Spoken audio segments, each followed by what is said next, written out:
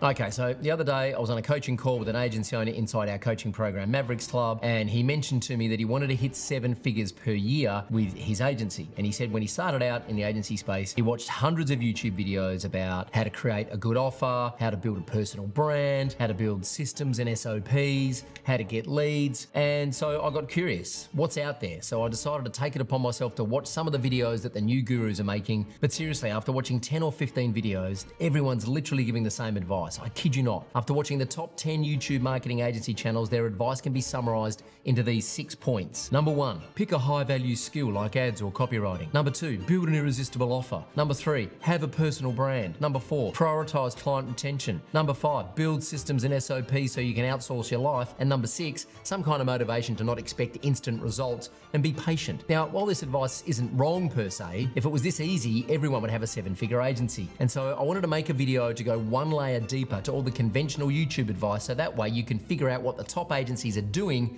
that they aren't telling you. So the first piece of advice that literally every marketing agency education channel tells you is that you want to pick a high value skill like ads or copywriting. And so when people hear this, they think that if they learn one of these skills that they're automatically going to make a ton of money and everyone will want to work with them. Well, if it was that easy, then every copywriter and Facebook ads expert would be making 100 grand a month, and I can promise you they're not. The difference between the freelancers or agencies who make money with these skills and those who don't is that the ones who are successful with it understand that they're not selling a service, they're selling an end result, or what we call a dream outcome, because people don't pay for services or skills. The only reason someone will pay you thousands of dollars every month is if you solve big problems in their business. And here's the part that most of you haven't wrapped your head around yet: these solutions must ultimately make them money or save them time. There's zero other reason that someone will pay a stranger on the internet for agency services apart from if there's a high probability that it will make them money and they'll get a return on investment. And there are zero exceptions to that rule. If you sell websites and landing pages or another service that doesn't seem to be a direct revenue generating thing, you might think that they just want something that looks pretty and professional. But if you keep working down the thought chain and ask yourself why,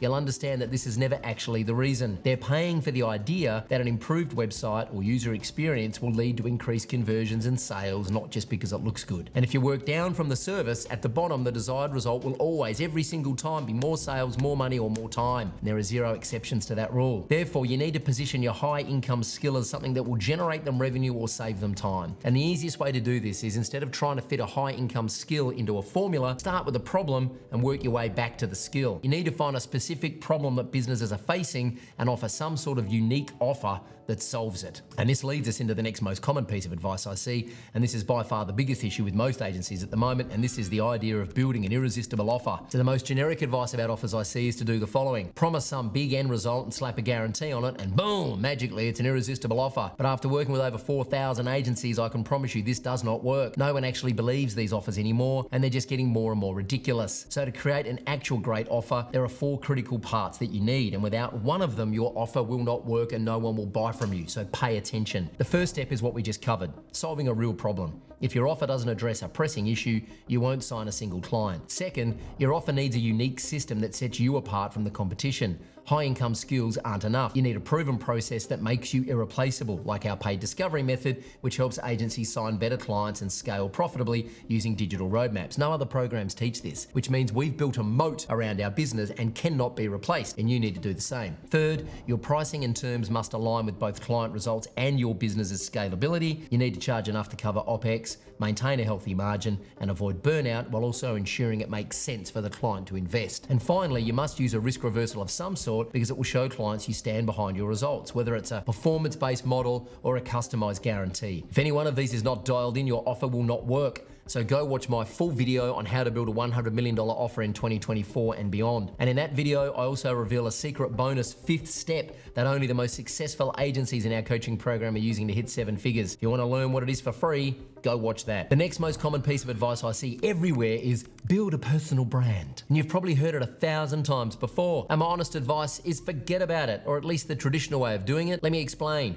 Most people think building a personal brand means posting selfies, doing motivational stories, or looking cool online. But here's the truth, that's just noise. If you're an agency owner or anyone selling services online, what actually matters is building authority. Authority isn't about followers, it's about being the go-to person that companies need, not just want to follow. And the best way to do this is by creating content on the internet around what you do. Mind-blowing, I know. The types of content that displays real authority are detailed breakdowns, tutorials, and case studies. Stop trying to be an influencer because a single 10-minute YouTube video displaying deep expertise is worth 1,000 photos on Instagram. The fourth most common piece of advice I see being taught is the idea of client retention and how to go about it. Now, I've managed a truckload of clients over the years and at times have managed more clients at once than most agencies have put together. So because of this, I had to figure out the most optimized systems for retention as possible, otherwise my business would simply fall apart. And if you followed most of the basic advice I see out there, I'm going to tell you, you've probably been doing it dead wrong. Most agency owners get this completely backwards. They think retention is about fancy reports, smooth talking, or throwing in random bonus services. But here's the brutal truth. Clients don't care about your presentation. They care about one thing and one thing only: results. Traditional advice says communicate more or send monthly reports. You obviously need to do these things, but that's very surface level. Here's what actually keeps clients. First, you need a predictable, repeatable system for generating results. Not hope, not luck, a documented process that works consistently. Clients don't want to hear about your process. They want to see it working. Second, you have to become a growth partner, not just a service provider. This means thinking about their business like it's your own. Every single interaction should demonstrate that you're not just executing tasks, but actively trying to move their entire business forward. Third, over-deliver in ways that actually matter. And I'm not talking about free work. I mean systematically finding opportunities they haven't even considered. If you promised a 20% lead increase, come back with a 35% increase and show them exactly how you did it. The real secret is to make yourself irreplaceable. This ability to keep and expand client relationships will literally make or break your agency. Read Linchpin from Seth Godin. The fifth most common piece of advice I see is one that most people fall for, and it's the reason their agency never scales past 10, 20, or 30 grand a month. Everyone's telling you to get to 10 grand a month immediately, outsource your life, kick back on a yacht and watch the money roll in while you're listening to Hall & Oates. And the Instagram entrepreneur fantasy is something they use